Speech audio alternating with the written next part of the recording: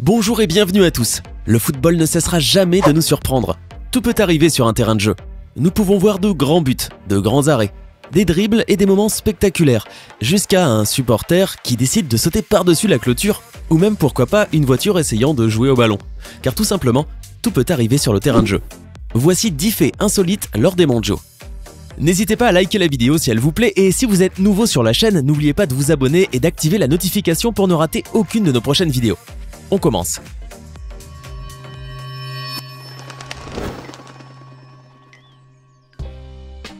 L'Inde refuse de jouer avec des chaussures.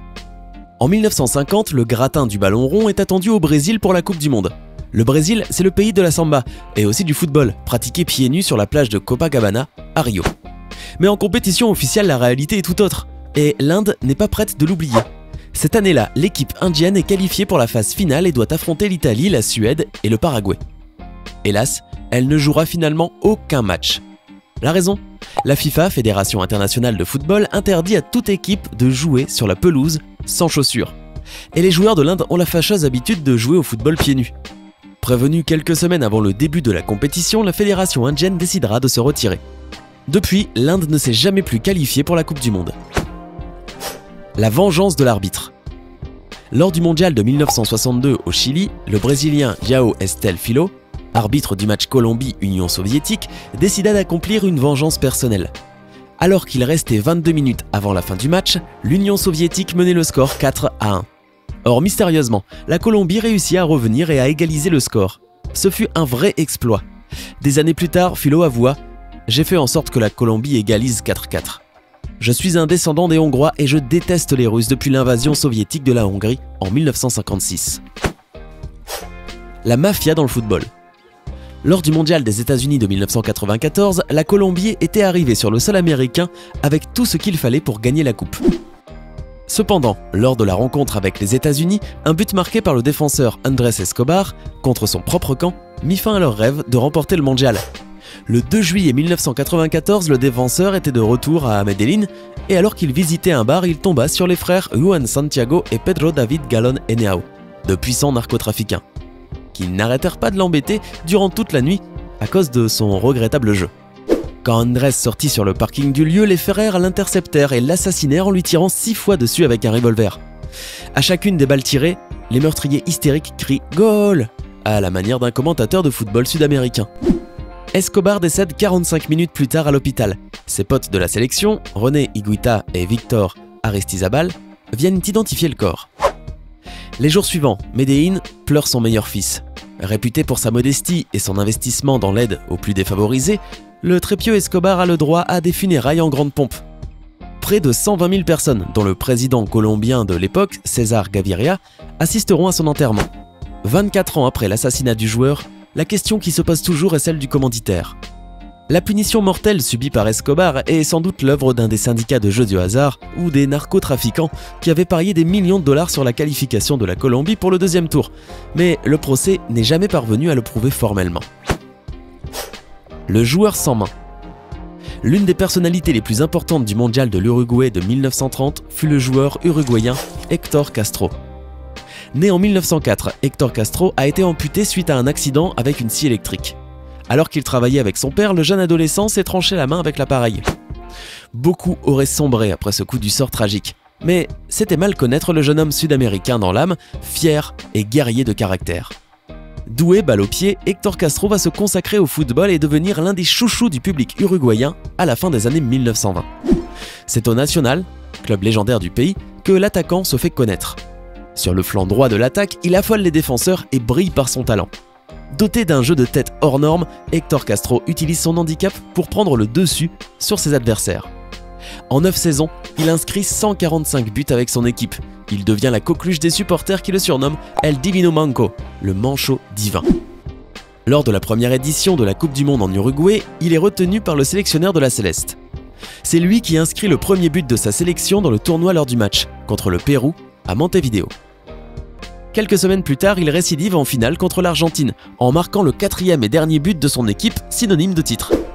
Au total, El Divino Manco sera sélectionné à 25 reprises au cours de sa carrière. Son palmarès a de quoi faire pâlir plus d'un joueur. En plus de son titre de champion du monde, l'Uruguayen est également champion olympique et champion d'Amérique du Sud. En club, il a remporté à 3 reprises le titre de champion d'Uruguay avec le Nacional. Il en gagnera 5 autres en tant qu'entraîneur. Mort en 1960, Héctor Castro demeure une légende dans son pays, où Camancho rime avec brio. L'instauration des cartons.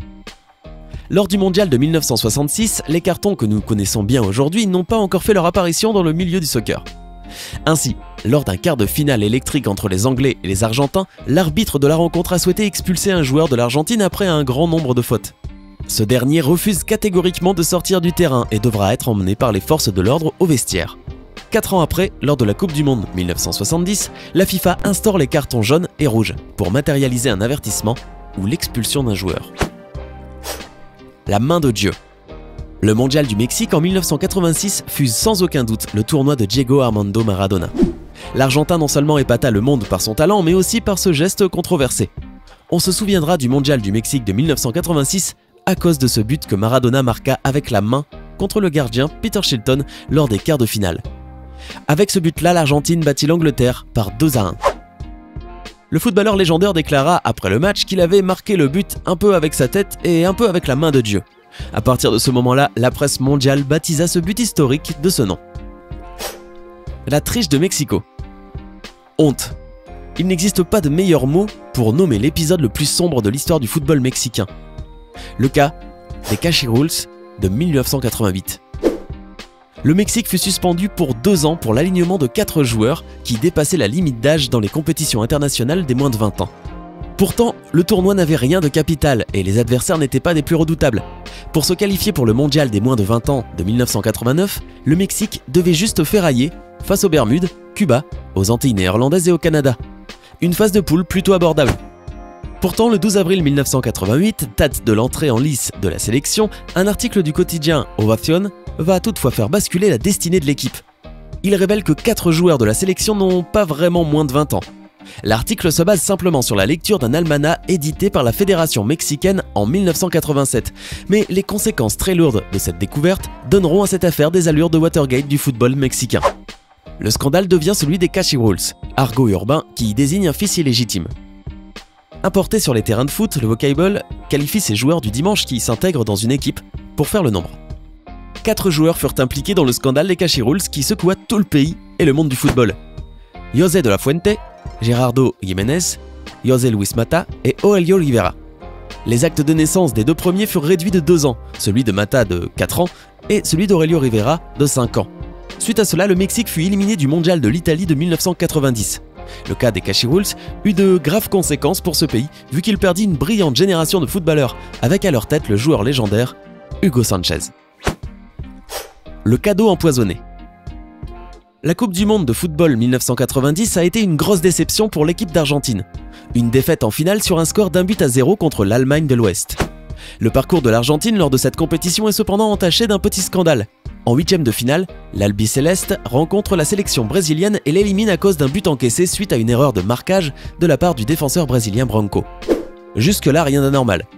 Sauf que le mauvais placement du joueur brésilien serait dû à l'ingestion de somnifères dissimulés dans une bouteille d'eau offerte à Branco par le staff argentin. Un but fantôme. Lors du championnat du monde qui se déroula en Angleterre en 1966, l'équipe locale et l'Allemagne disputèrent la finale. Le match fut très excitant jusqu'à la 90e minute. Et avec un score de 2-1, l'Angleterre avait l'avantage. Or les Allemands égalisèrent le match 2-2 et l'envoyèrent en prolongation. Cependant, le but décisif arriva à la 101e minute.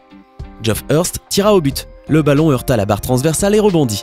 L'arbitre assistant signala qu'il était entré. Or, en voyant la rediffusion, il était clair que ce but-là n'a jamais existé.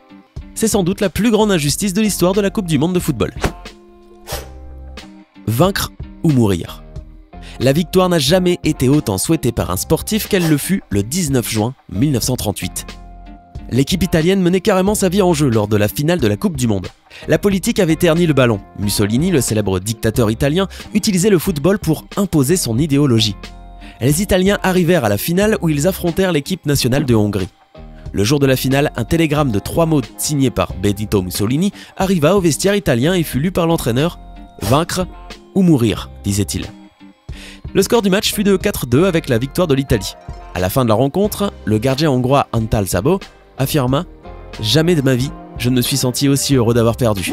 Avec les 4 buts qu'ils m'ont marqués, j'ai sauvé la vie de 11 êtres humains. » L'Hollandais qui ne volait pas.